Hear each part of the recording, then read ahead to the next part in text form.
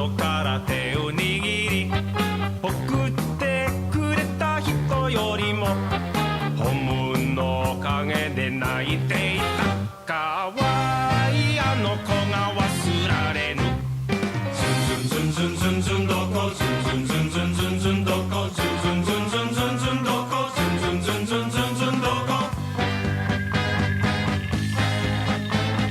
花は桜木人は武士語ってくれた人よりも港の隅で泣いていたかわいいあの子が目に浮かぶズンズンズンズンズンどこズンズンズンズンズンどこズンズンズンズンズンズンどこズンズンズンズンズンズンどこ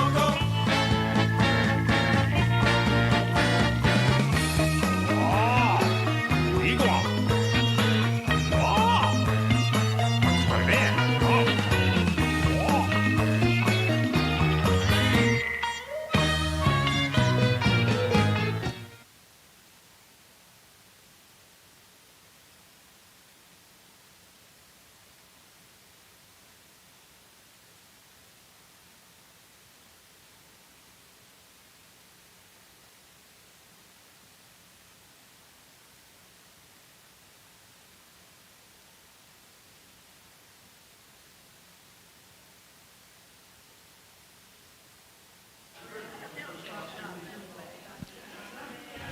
Hey, good afternoon.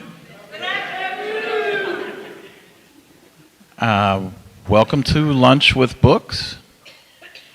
And we want to thank the Friendlier City Project for organizing this event. If you're interested, Thursday evening we have another in our series, America 250 on the Revolutionary War. Philip Greenwald will be back. I thought he was very good the first time. And we'll be talking mostly about the Declaration of Independence. And next Tuesday then, related to that, Phyllis Wheatley, we have a living history portrayal.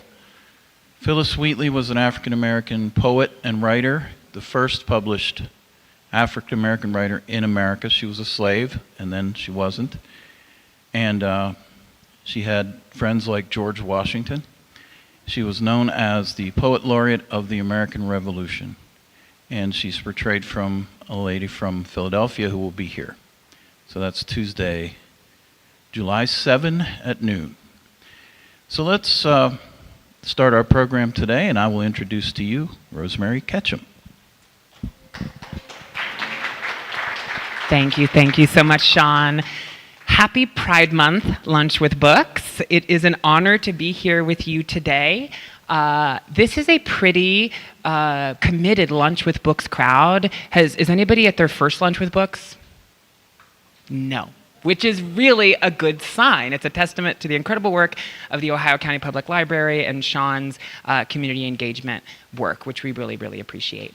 As Sean mentioned, my name is Rosemary Ketchum. I am co-founder of the Friendlier City Project. Has anybody heard of the Friendlier City Project?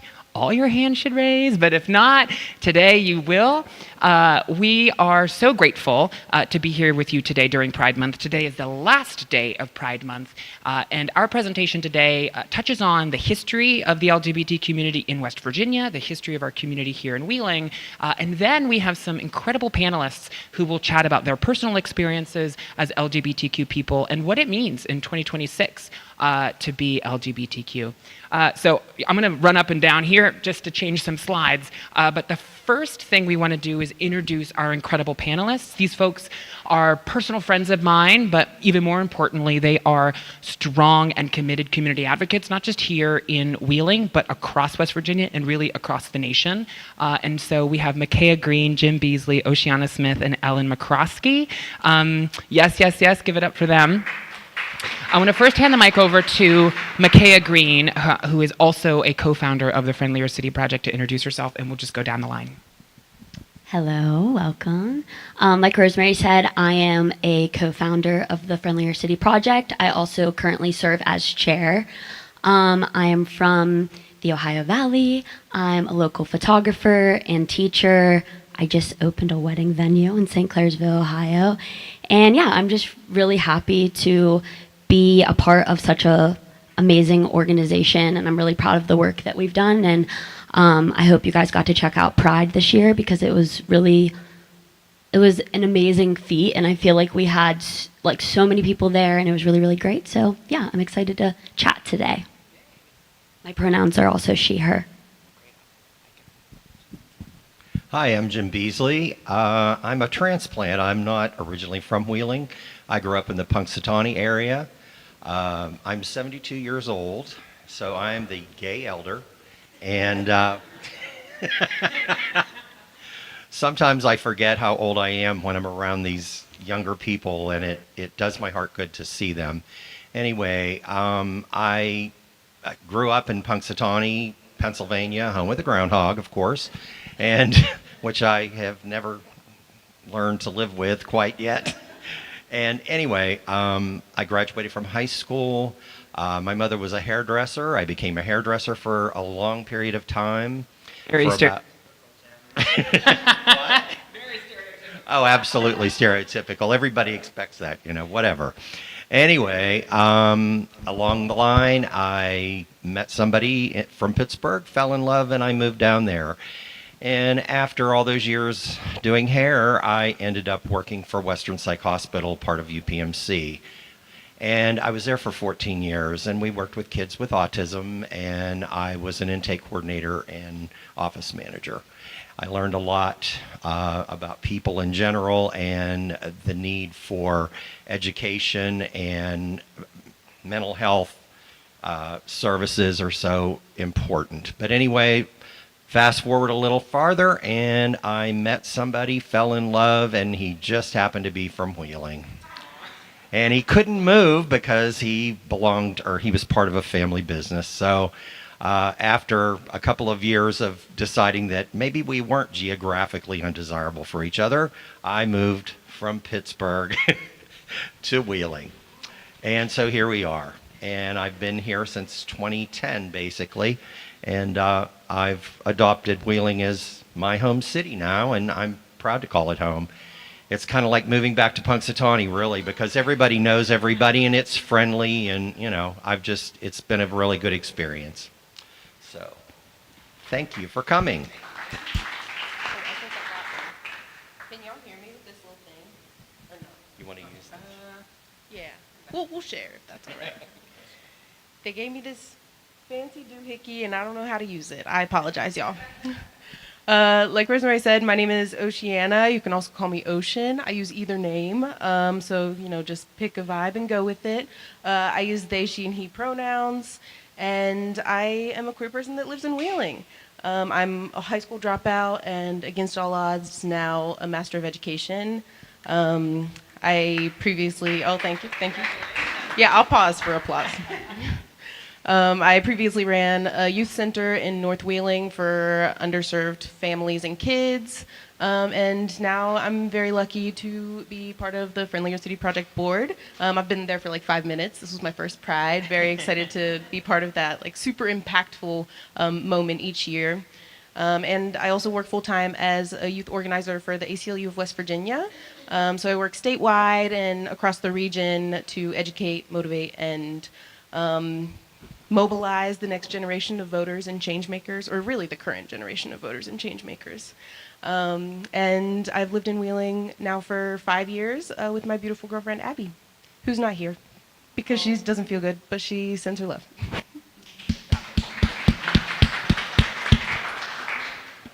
Hi, everybody. It's good to see so many in the crowd. My name is Ellen McCroskey. I'm born and bred in Wheeling, West Virginia. Been here all my 64 years. I've been an ally since 1975, when some of my most influential teachers I found were part of the queer community. And when people were asking why and what's this about, it just never occurred to me to care one way or another. And I also had a lot of gay friends growing up, so that's partially why I'm an ally to this day. I'm also the mom of an adult child that's in the queer community, so that's given me another reason to be an ally. I work full-time at Orrick, the law firm in Center Wheeling, in the legal talent department. And I think that's, I am one of the founding board members of the Friendlier City Project, but I have retired. Thank you so much, Ellen. This panel represents not only geographic diversity, but generational diversity and perspective diversity, which I think is really important when we talk about the community. And a lot of folks that I will talk to that might not be so plugged in to LGBTQ community events and challenges will ask, why the heck do we need to have an organization? Why have a Pride Festival? Why do all of this stuff? Don't we have everything we've ever wanted? No, no. Unfortunately, not yet. And so before we get into a chat a little bit about the history of the Friendlier City Project. We started in 2022. We are not the first Pride organization in Wheeling, but we recognized in 2022, Makaya and I and Ellen and a couple other folks, that there was a growing queer community in Wheeling, and a growing allied community who said, we really want to meet and host events and celebrate, and really talk about broad state and federal and local policy challenges. And so Sorry, Gilbert. We convened in 2022 to have that conversation about what would Pride organizing look like in Wheeling, and would anybody want it?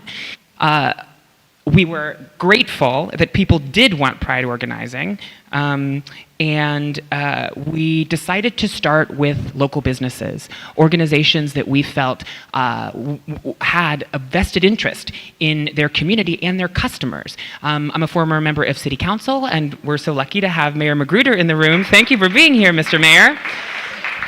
And during my time on City Council, we had a lot of progress for the LGBT community, but one of the things that we were really excited to pass, not just in Wheeling, but across the nation, were workplace protections for LGBTQ folks, meaning that if you were queer, LGBTQ, lesbian, gay, bisexual, or transgender, your boss couldn't fire you because of that. Can you believe there was a time where your boss could just fire you because you had a husband or a wife, right? That feels really archaic. But that was just a handful of years ago that was legal. And so when those laws, those ordinances went into place, we thought, wonderful opportunity to educate folks across Wheeling about some of those laws. And so McKay Green and the team built a sticker project. Has anybody ever seen these Pride stickers outside of Wheeling businesses? It's the shape of the suspension bridge. If you haven't, you should probably go to some of these businesses like Table 304 and Avenue Eats and Waterfront Hall. Does RSQP have one? They're one of our greatest supporters. We're going to get them one. But this is an opportunity for allies and LGBTQ people to walk into a business and know that they will be understood and respected. And then our mission is to build those convening spaces for LGBTQ folks.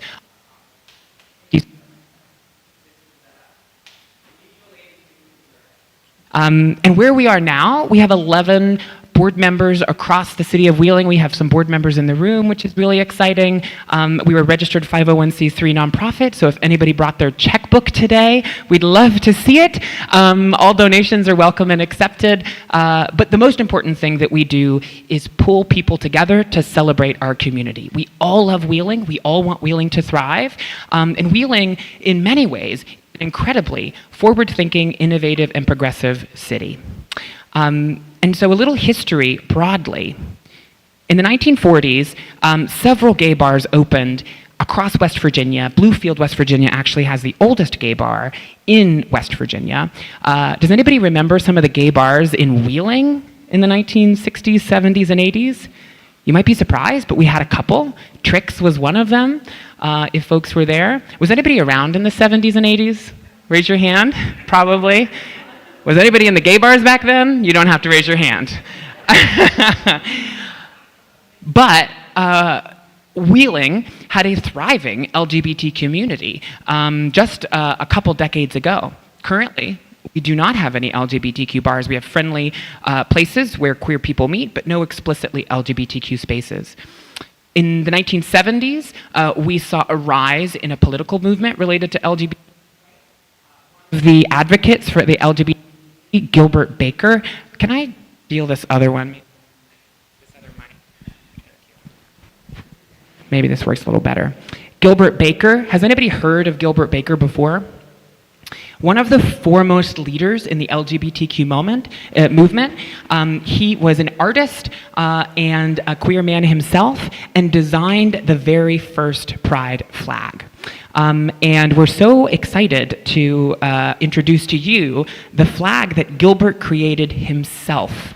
This flag here is not a replica. This is an original flag from the 1970s that Gilbert put together himself.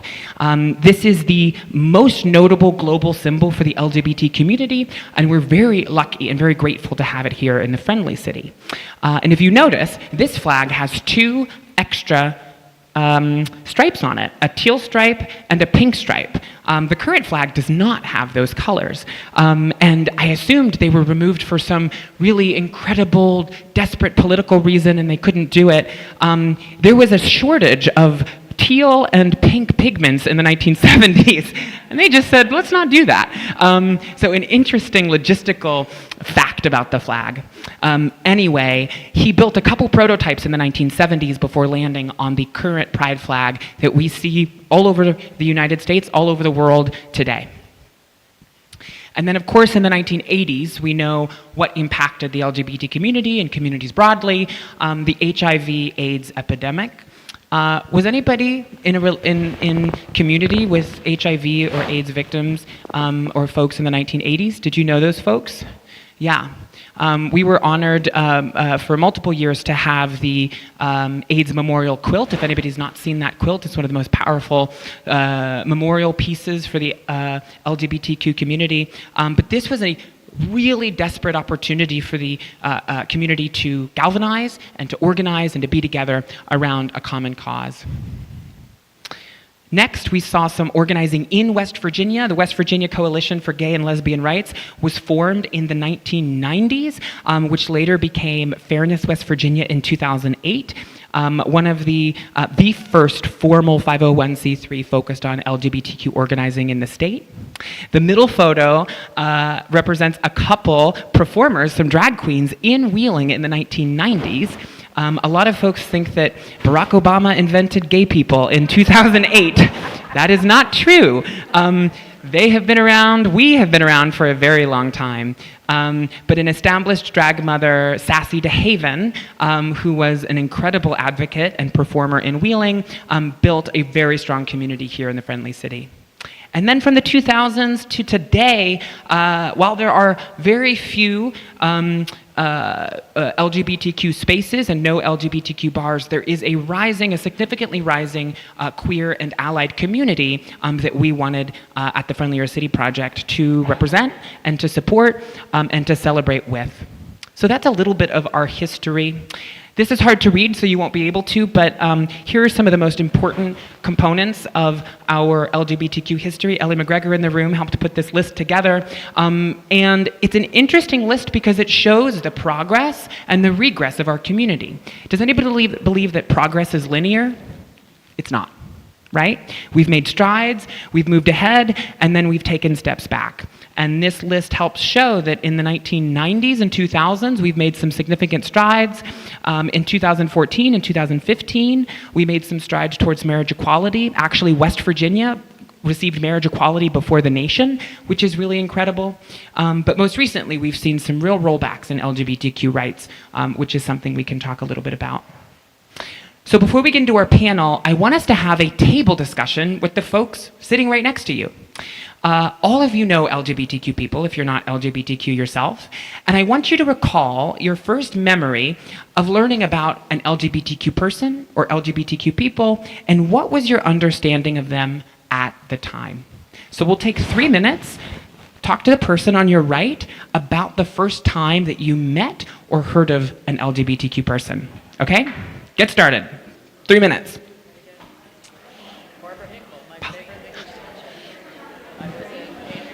Chat with them about the first time that you met an LGBTQ person.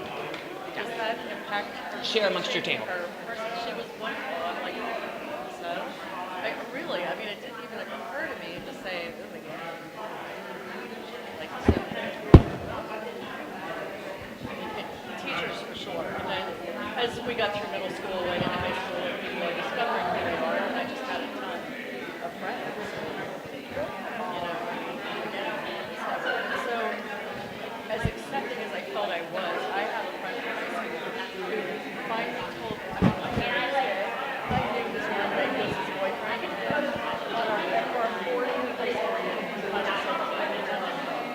2010. So it's been 15 years, 16 years. 16 years. Yes. I've Yeah. never known. Yeah. So It's 16 years, baby. I haven't thrown any rotten tomatoes on your porch. Not yet. because Not I yet. haven't even been to your house. I intend to go there. You have to come. I'm gonna have a garage sale next month, so I'll invite you. I don't understand. I agree with everything, but I Yeah. don't completely understand. What The are questions? words, LB, what does that Oh stand yeah, lesbian, gay, bisexual, transgender. Oh, okay. Yeah. Okay, then that explains it. That I explains didn't know it. the words. Oh yeah, Because I'll talk a little bit about it too. Yeah, because I thought, I'm not sure what words mean. Yeah. But I do know And it's what a little bit of a that mouthful. is. Okay, when if somebody changes their outfit. Yeah.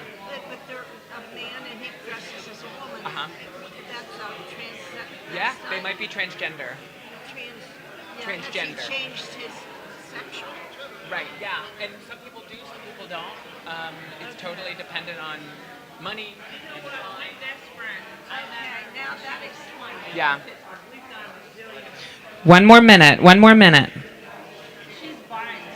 Each person. Yeah. All right. I'm gonna Yeah. let Rosemary know too. Yeah. Of course, yeah. And you would put that out to the Friendlier City Project. Yeah.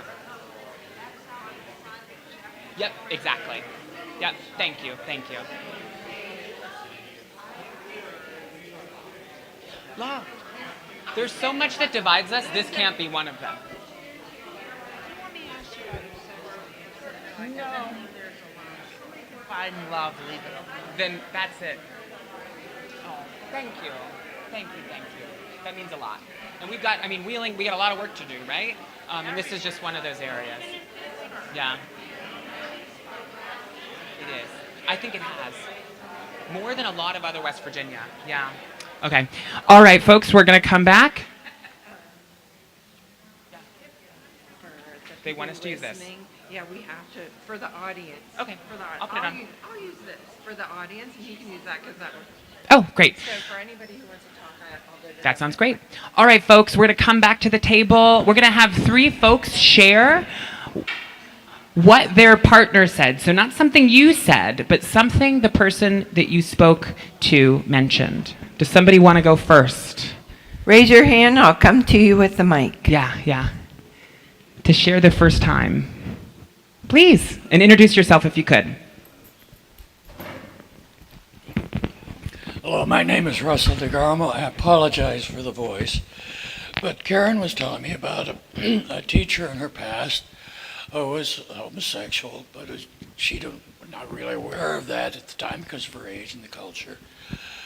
But others would speak of this person as a faggot or whatever, and she didn't know what this was about. As someone who was being depersonalized by the labels being put on.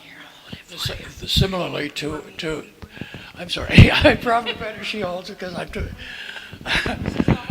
But as a person of color, she's also experienced the dehumanization of labels, as any of us in odd categories might have experienced in their past. Thank you for sharing that. That means a lot. Dehumanization, is one of the struggles. Anybody else want to share? Just 2 raise your hand, I'll come right to you with the mic. 2 more folks. Nathan. Thank you. All right, I'm Nathan Heckman. I'm also a board member for the Friendlier City Project. And Ellie was telling me, growing up in Southern California in elementary school, she had a friend in her class that had 2 dads. And she thought that was just the coolest thing because her mom was at home telling her what to do and dad was the cool parent. So she thought in her head that, like, I wish I had 2 cool parents. And for me, growing up in Marshall County, I never met somebody that had 2 dads or 2 moms. So that was a cute story to hear. Oh, thank you, Nathan. Thank you, Ellie. One more person. Anybody else want to share? One more story. Mayor Magruder, did you have a story to share? I'm going to put you on the spot.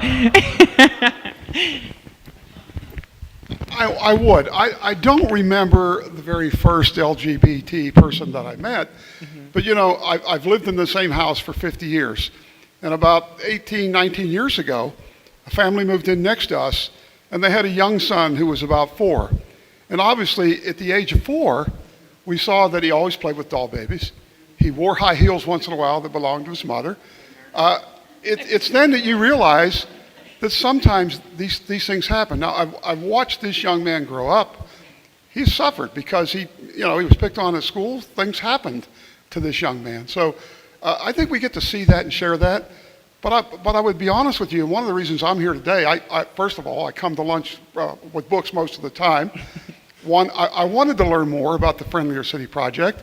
I think Rosemary will tell you she and I are friends. We know each other fairly well. So I want to learn more about this. And I also just want to make sure that members of the Friendlier City Project recognize that my vote to not fly the flag on the main flagpole was not a negative to the Friendlier City Project at all. I supported the fact that you could put flags on the stage, you could put flags all over the waterfront if you so desired. We just couldn't put them on the main flagpole, and the purpose for that is the discriminatory practices. I think that you might understand. What happens if let's just say a white supremacist group wants to fly a flag? Then we'd probably have to let them do it. If there's other groups, we would have to let them do it. And so that was the reason why City Council said, don't fly that flag on the main pole at the port, but you could put up as many other flags as you want. I'm proud to tell you that my wife and I, we attended the festival last year. We were out of town this year, or I would have stopped again. Yeah. But I just wanted to make sure that there's no animosity. Certainly, I think the job, Rosemary, that you and the group done have been very good. And I personally, growing up, I never looked at it that those people were different than me. I mean, I had a very, very good friend in the entertainment industry who was a gay man. And he'll tell you, well, he's now passed away, unfortunately. But he did his first major deal with me. And he used to laugh about that. When we would go to conferences, we always had dinner or lunch together. I didn't see him any differently. Yeah. And I just want you all to know that my vote was not a negative to the Friendlier City Project. And my wife and I have experienced. We've seen that. We see the suffering that people go through when you take the position. So anything else? If you have a question at the end that you want from me, please ask. Okay. Thank you, Mr. Mayor. And it illustrates some of the kind of current political conversations that we're having about who's represented, right? And so, making sure this friendly city is always friendlier. Yes, please. Rosemary, we have one more person who'd like to share. Is that okay? Okay, yes, we'll do 1 minute because we want to get to our panel. Well, first of all, I am so proud of this panel. And thank you for educating the people of Wheeling. Because you guys really stand out. But my personal experiences, I'm a very outgoing, friendly person. And I dated a guy in college from Brooklyn. And so at the time, I knew cheerleaders and different people growing. So a guy that was obviously gay, who I adored and loved, he came to me and he was offended. And he said, oh, he doesn't even speak to me unless he's in your company. So I said, really? So I go back to him and I say, Greg, excuse me, aren't you from Brooklyn? I mean, you're in the hills of West Virginia, and I can't imagine you've been discriminatory or confused about any of this. And aren't you secure in your own manhood that you would not be offended as someone else's choice, gender, and lifestyle? And so he thanked me later for educating, but he told me, he said, I just don't want anybody to think that that's where I am. I said, how would they think that? They affiliated you with me. But anyhow, I think it's important that, especially with children are so innocent. And once adults interfere and change that perspective of things, it makes things ugly. Yeah. So I know from being black and white situations, and I'm proud of you guys because you're making a difference. I applaud those parents that adopt children and have some of the most healthy marriages and just teach their kids about love and respect, and it's important. So keep being you and keep sharing across this country. We love you, Karen. Thank you so much for sharing that. I appreciate you. Yes, thank you for sharing. Those are some vulnerable stories. I want to move on to our panel. I mean, this conversation is more it's about more than the LGBTQ community. It's about all of us, right? Whether we identify with this community or not. I want to start with questions about the power of pride, and I want to start with Jim. You have been involved in the community in various ways, and I want you to share how important it is as a gay man to represent the community outwardly in 2026, and how is that different than it was maybe just a couple years ago? It's very different compared to when I was first coming out.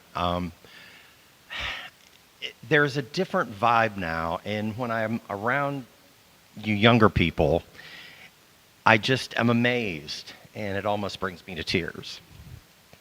Because at the time I was trying to figure out who I was at 22 years old, there was no one that I could go to. And I was scared to death. And, you know, you just don't know what's going to happen if you do come out. And you don't know if you're going to lose your family. You don't know if you're going to lose your friends. You don't know if you're going to be on the street, because that happens to so many. And it still does to this day. However, there's so much visibility today, like with the Friendlier City Project and all of the allies. And it's just so different now. I wish that we had had that when I was that kid coming up. And, you know, even as a child, I knew I was different, you know, from grade school on. And, you know, I'd be on the playground and I'd be jumping rope with the girls, but I wasn't interested in playing basketball or football. I was never an athlete. My dad wasn't either, but he was very much the straight man and, you know, all of that. I grew up under the hood of a car because my dad was a mechanic. So I was pretty well-rounded. You know, it was different then, and it's just so much more clear today when a child is struggling or whatever. And there's still kids that live in the closet, and I'm sorry that has to happen, but I just am so proud that it's kind of come full circle. Yeah. And even though there's still that small minority of kids that are closeted, with seeing all of us and you guys especially, everything is possible. Yeah. So. Thank you, Jim. And I want to hand it over to Ellen. Ellen grew up, born and raised in Wheeling, and you've seen some of the changes, and you've been part of some of the evolution of this community as an ally. Can you talk a little bit about that growth, what you've seen over the decades in Wheeling? Sure. I would like to say I've seen more growth than I have, but like you alluded to earlier, it's not linear. I feel like there's been some progress, and just when I get very excited about that progress, something else happens locally, nationally, whatever, to make me sad about the whole thing. But I do feel like the Friendlier City Project is making some strides in education. I think that's very important for people to come to events like this and learn, because unless you have someone close to you who's part of the community, you don't understand the struggles. You might think you do, but you may not until you actually get to know somebody. For folks in the room, Ellen, can you describe what an ally is? I imagine most folks in this room would consider themselves allies. Yes, I'm sure we all are. However, let me just preface by saying this. Just simply knowing someone who's gay does not necessarily make you an ally. To me, allyship it's not a title, it's more of a verb. It's an action. You have to learn to argue to some point. Now, Rosemary's taught me about arguing. There are plenty of people out there whose minds will never be changed. And I was a person who liked to beat my head against that brick wall and try to educate people. Some people don't care and don't want to know, and Rosemary has taught me that's a waste of my energy. So I've tried to learn that, but I think that's... I love you, Ellen. I've learned a lot from Ellen about sometimes that patience actually isn't the key. You need to really be pushing the boulder uphill, even when it hurts. So I appreciate you. Makaya, growing up as a black queer woman in Wheeling, but having left for a handful of years, can you talk about what it meant to come back to Wheeling and start something that didn't exist before? Yeah, so kind of like Jim was saying, I mean, I grew up in Bridgeport, not Wheeling, but like 2 seconds Trauma. away. Trauma. And I mean, I'll say even for me, even just I just celebrated my 10-year high school reunion. I didn't know really any queer people at all from my school. I really wasn't aware of it with myself either. I feel like I just kind of always felt a little different, wasn't really interested in dating, things like that. And then I just always had this urge to move away, which I think we need to touch on later, but I was like, I have to get out of here. Like, I need to go. So I moved to Brooklyn, New York, and I went to Brooklyn College, and there I really came to terms with my identity. I had women's and gender courses. I took an LGBTQ history course. I found myself like in more of a queer crowd. And I lost my dad whenever I was a senior in high school. So I really struggled being in New York, not because I didn't love it, but because I'm very, very like family oriented. So I ended up moving back after graduating from college, and I was really lost because I was like, here I was, I built this community. I felt safe with my identity. Nobody back home knew that I was queer. Only my friends in New York knew that I was queer. And then I had to like come to terms with that being back in Ohio, like, oh my gosh, what am I gonna do? Like, I don't have that like community anymore. I was like scared. I ran into Rosemary literally in the bathroom at River City on Halloween night. And like, it sounds crazy, but she was like one of the queer people that I knew, clearly, because you were the first elected trans city councilwoman. And it was just kind of like a desperate plea. I was like, do you know of any LGBTQ groups or anything that's going on? And then from there, we had our first meeting, which is really crazy because I co-founded the Friendlier City Project with you, and we're building something really special, but I was also in the process of coming out to my family. So here I am, I'm like advocating and starting the Friendlier City Project, and I'm not even out to my grandparents or my mom or my sister. So, yeah, that kind of pushed me to come out to them. Sorry, I'm like kind of rambling for a second. But I just want to say, for me, that was the most special, life-changing thing I could have ever done because it led me to meet my partner, who I'm marrying in literally 2 weeks. So founding this, really pushed you. And I think it's a sign that, like, you have to live in your truth or else what's going to happen? You know what I mean? I would have been miserable, and here I am, and my life has changed. So, yes, thank you, Makaya. And it is an example of building something that doesn't already exist, right? And we are building a community for ourselves because we all want to stay in Wheeling, but we're building it for the folks who are coming right behind us, who might be at an inflection point one day and go, gosh, can I stay in Wheeling? Is this the place for me? We want to make that decision a little bit easier. Speaking about being young and in West Virginia, Oceana Smith is doing some incredible work across the state. And I want to get your perspective on Wheeling and how, from your perspective, Wheeling compares as a city to the rest of the state and a community, regarding the LGBTQ organizing.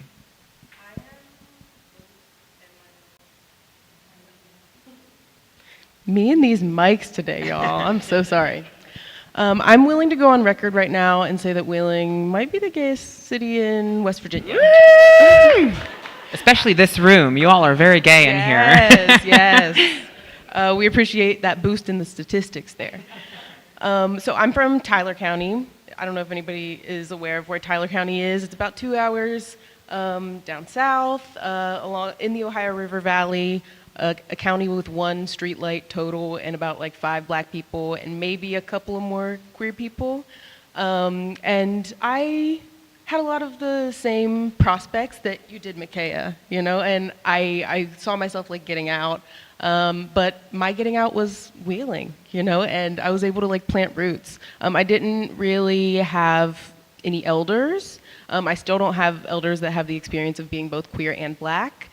So when I am out and I see queer black people, especially ones that are younger than me, I'm gonna like follow them on Instagram. We might exchange numbers. Like, I'm gonna be a resource to them because I feel like I wasn't resourced in that way growing up. but Wheeling in and of itself, the communities, and not just in Wheeling, across the state, but especially in Wheeling, the queer community is small but mighty, right? And I think because we are small, we have to like stand on more business, you know? We have to be more vibrant. We have to be more loud and intentional about it.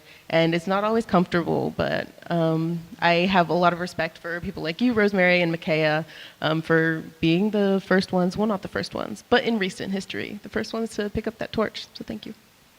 Thank you, Ocean.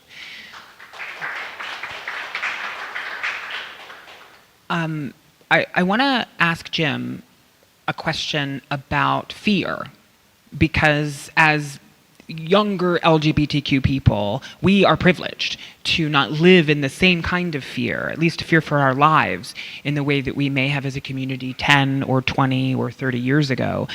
Can you talk about the fear you felt being an out gay man, not necessarily in Appalachia, but just generally, and how that's changed over time? And do you still feel reverberations of that fear even today?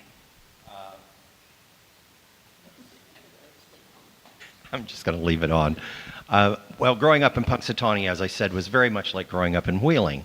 It was a small community, and I was fearful. And one of the things that pushed me to move to Pittsburgh, I really wanted to, but I was just afraid. I had parents who were getting older, and by this time I was almost 30, but my car was vandalized, and I lived in a house, and one night, it was in the fall, but I had my windows open, and some people were walking down the street in front of my house yelling, "Beasley's a faggot, Beasley's a faggot."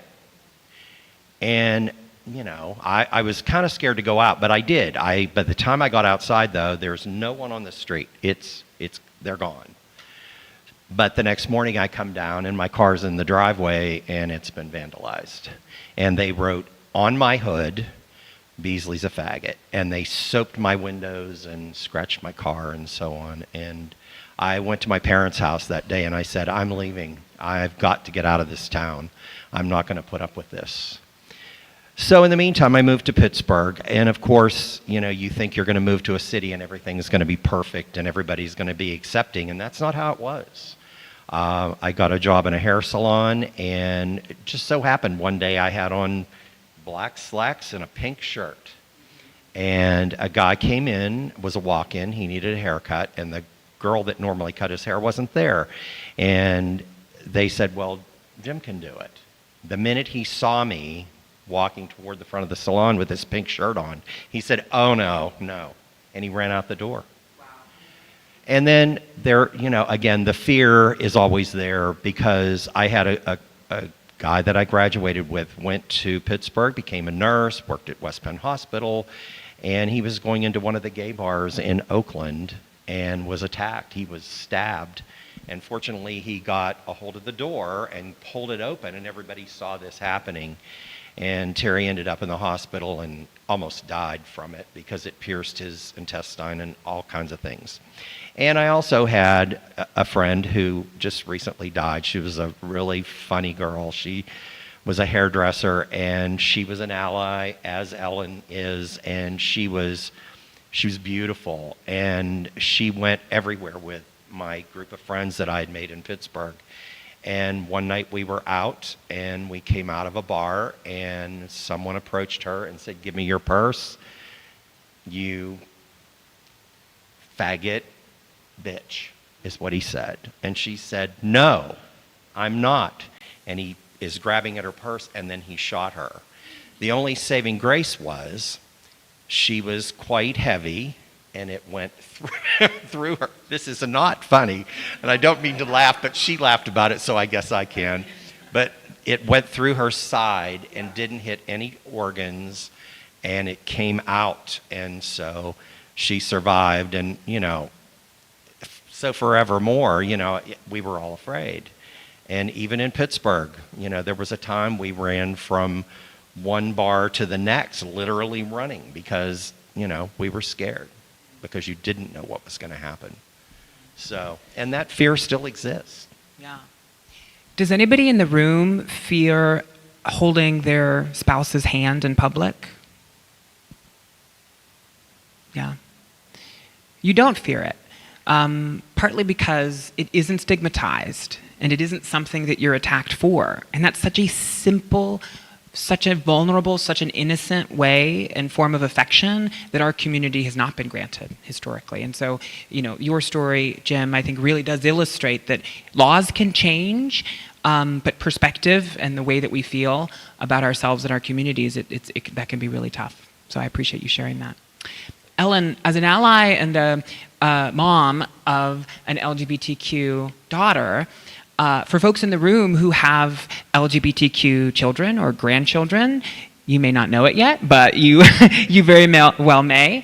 It is not, as Ellen mentioned, enough to just know them and say, I love you. Allyship is a verb. I think that's such a powerful piece of this, and love is such an important component to supporting your LGBTQ kid, but there's more to it than just that. Can you talk a little bit about how tough it was, or what you learned growing up, and what Rachel may have taught you as a mother? Well, when she told me that, and my daughter was a little different, she's bisexual, she dated boys all through high school. When she called me and said, I found someone, I was suspicious that someone might not be a guy this time, but I was very well aware that my next words out of my mouth would affect her profoundly for the rest of her life. And it's just not, I don't believe kids should live in a closet. I think they should be loved for who they are, and if your child comes out or your grandchild, they're no different than the person you loved last week.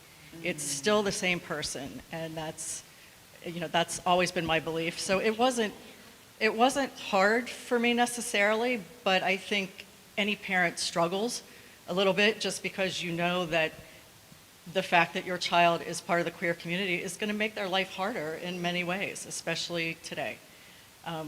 And that part was a struggle for me, just knowing that she may not be accepted like we accept her.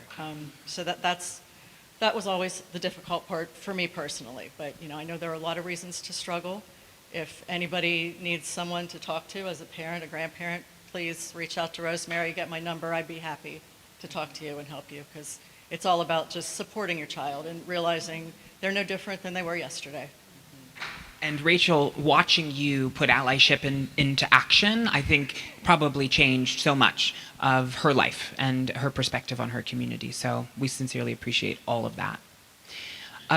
Oceana and Micaiah, growing up as Black queer people in Appalachia, young people as well, there are a lot of things that come to mind, but representation is one of them. But so much of representation can feel superficial or tokenizing or just like checking off a box. Can you chat a little bit about what representation, as a verb perhaps, but as a meaningful part of community engagement, what does that mean, or what does that look like? And maybe we'll start with Oceana and go to Micaiah.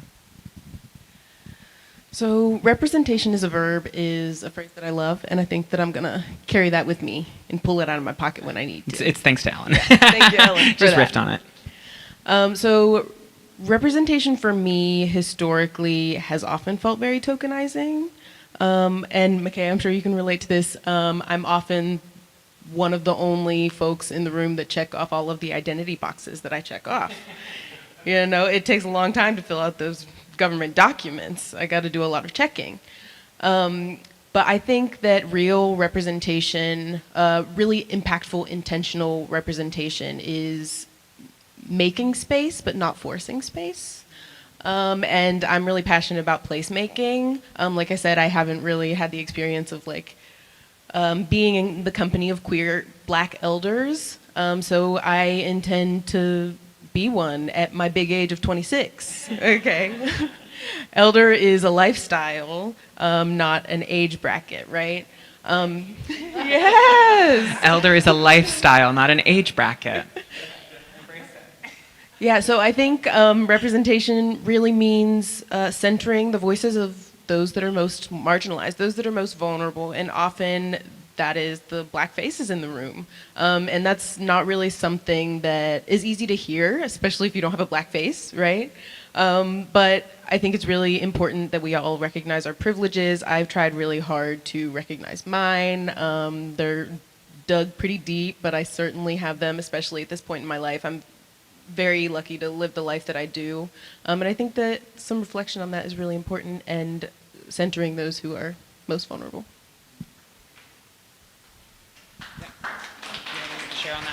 Honestly, Ocean answered that amazingly and beautifully. And I think, like you were saying, there's a lot of privileges that we all have, right? And even in the queer community, I think you have a question coming up about how, how somewhere your community can feel both close-knit and complicated. And I think recognizing even our privileges within the LGBTQ plus community and opening up more spaces even in our own personal community is really important as well.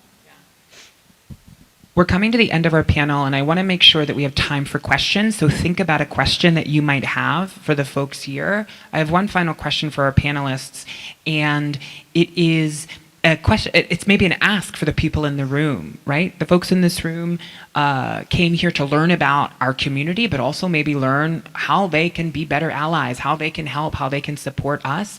What does that look like from each of your perspectives? How folks in this room can contribute to your work or improve the community? Yes. Like you're saying, visibility is super important, and I really appreciate Denny, you being here today, but I think for me the biggest problem that we had was timing, right? Like during Pride Month, we need to show that we are supporting the community and making sure that we're doing things in a way that we're like supporting them. And I totally agree with what you're saying, but for me it was the timing of the response rather than a polite email. So that was my issue. But like I said, I appreciate you being here today. And I think for all of you, just being visible for your queer community, like coming to our events, being here today, learning more, and just, coming and hanging out with us. That's a really big step. Donating, I'll pass it on. I don't want to take all the things, but. I don't know how to build on that. Because I'm usually pretty good at talking. However, I can. I think being a good ally, and Ellen's my best friend. And I still remember the night when her daughter told her, and she called our house and said, "Get Ed on the extension." We still had a landline. "I've got something to tell you." And I'm like, "Oh my God, did somebody die? What's going on?" And then she proceeds to tell us.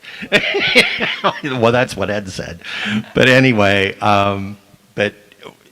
she just dropped it in our lap, and I said, "How did you react?" And reaction is everything. And you can make or break a kid right then and there. And it's such a feeling when you get support. And the thing of it is a child or even adult that's coming out at a late age, and there are many that do that. And when you come out, you've already had time to process this, and suddenly you're throwing this in the lap of your parents or your brothers or sisters or grandparents, and all of a sudden we kind of think they should just accept us immediately, and that's not always the case. It's really a pill to swallow that kind of sticks for a minute with some people, and they have to process it, and that takes time. So we as queer people, and I have a hard time using that word because it used to have such a horrible connotation, but things have changed, and I'm glad that these kids are embracing it. So I'm trying to be better. Anyway, so when a child or an adult tells you that, try to not be critical, try to be understanding. I know myself, when my mother was riding the fence, and I never knew which which side of the fence she was going to be on, because she just was really torn. But anyway, I found a book, and it was called Loving Someone Gay. It's on Amazon. and the author's name is Dawn Clark. But it takes you through all the steps of loving a friend or loving your child or whatever, but just being a good ally.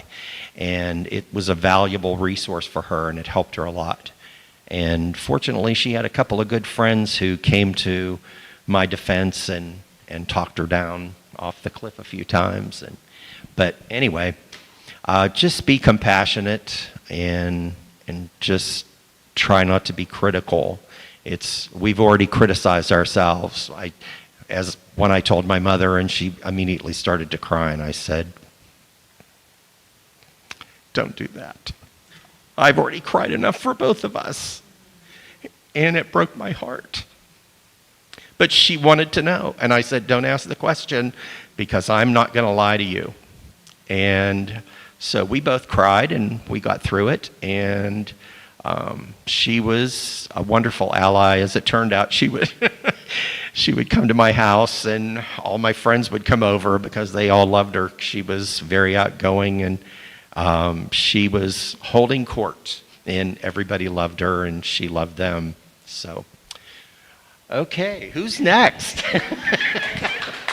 Anybody else?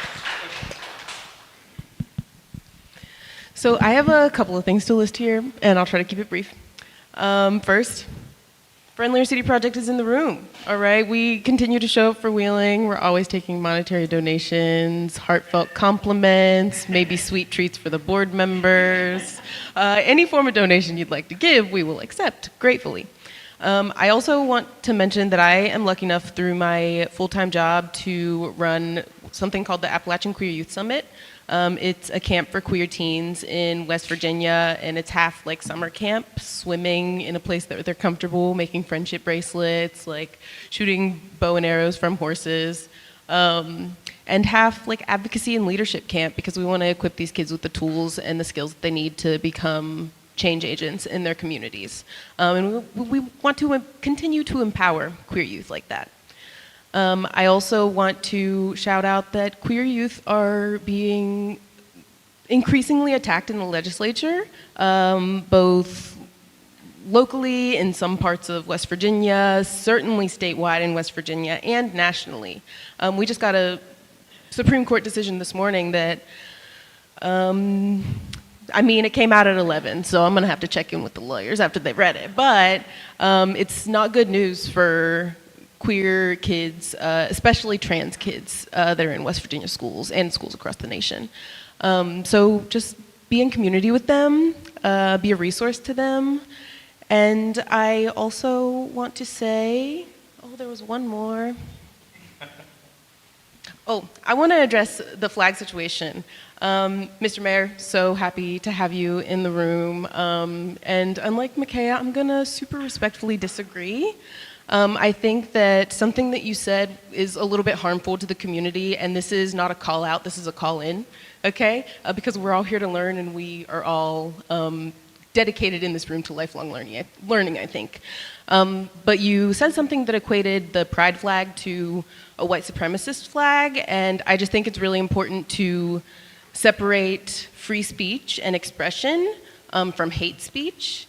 Because I think it does a disservice to both the queer community and like the Black community and communities of color when you talk about history in that way, in a way that's not super accurate. But super happy to have you in our presence, and thank y'all so much for coming.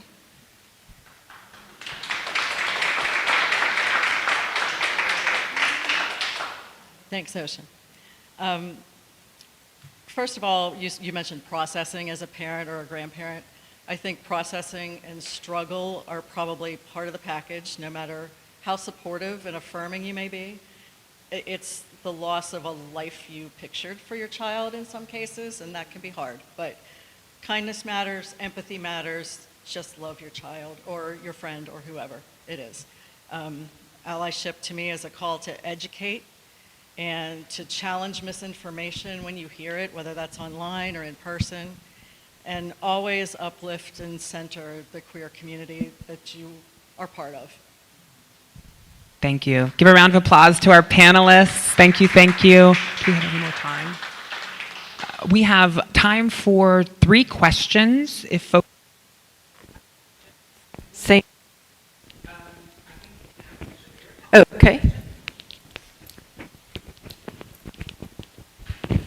I don't have a question. I just have a comment, and it is that I think now, when I think back, my daughter, my youngest, probably was afraid of the reaction of the family. So she took the matter into her own hands and didn't come out to the family until she got to college, at which time she wrote an editorial for the newspaper. And so we got slammed, kind of. That's my comment. Oh, good job. Would you recommend that as a coming out method? I think we can take it back here.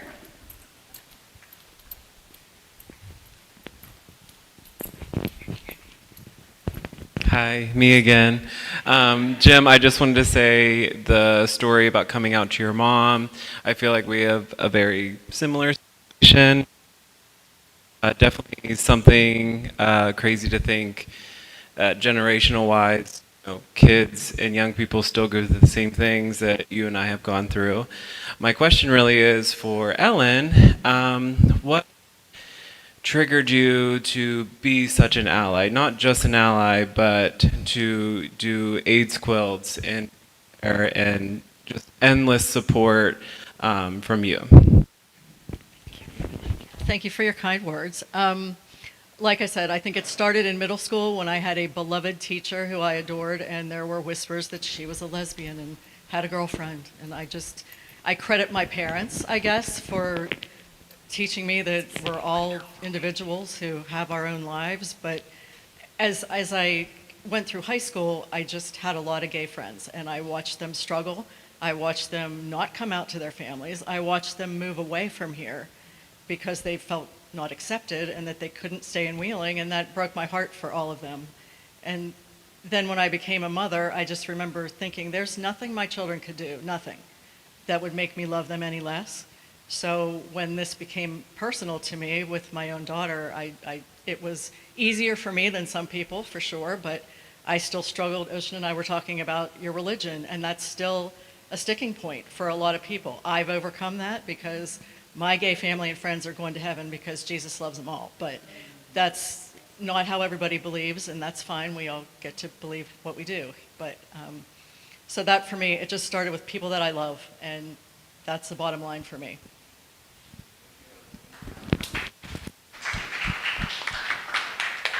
We have time for one more question. Make it good, babe. I appreciate all the comments today. It was interesting. Yeah. Having other public events.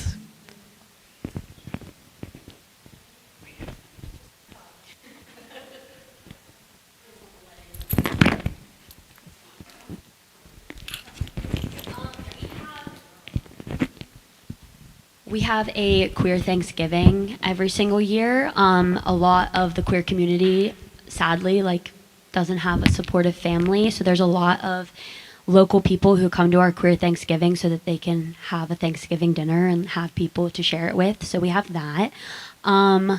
We are starting to try to have more quarterly events, which we post on our social media and on our website. And then we also have one public board meeting per year, which is usually in January. So all of those things will be posted on our Instagram, our Facebook, and our website. So if you guys follow the Friendlier City Project, you'll be able to check those things out. And a couple more things that we have. We have a trans meetup group. So if you have anybody in your community who is transgender and might not be connected to their community, we have a meetup group every third Thursday. I can give you more information about that. If you know somebody who's under 18 and LGBTQ, we also have a meetup group for young folks who are trying to find other people to connect with. So feel free to let us know about that. And it's not an event, but Ogilby Mansion is lighting the mansion in pride colors tonight. So that happens at 7:30, and so maybe folks will go up there. There's no event, but you might be able to go see those lights. We might have one more question, and then we'll wrap up. When you donate, what does the money do for the city? Great question. When you donate to the Friendlier City Project, what does your money do? That was a planted question, I fear. It does, and that's okay. Thank you so much. It does a lot of things. So broadly, it helps promote our education and advocacy work across Wheeling and really across the region. We've had other communities like Moundsville and Washington, Pennsylvania ask, what is Wheeling doing to be so successful? And that really is heartwarming to us. So the dollars that you contribute go to advocacy and training, events that pull our community together. It also goes to community engagement with small businesses. So we love to connect and communicate with small businesses, and that's a really, really important thing. The other thing that your money would go to is our annual festival. If anybody went to the Pride Fest this year, it was our biggest. We brought thousands of people from across the region to Wheeling, and they spent money at our local businesses, and they purchased things from local vendors. It's a really powerful economic driver. Your money goes to support that organization. And we are a 501c3 charitable nonprofit, so it is also tax deductible. Anything else to share there? Okay. All right. One more round of applause for our panelists. Thank you guys so much. That concludes our panel. If you have any questions or want more information, feel free to come up and ask. But we so appreciate the Ohio County Public Library for always being such an incredible ally. So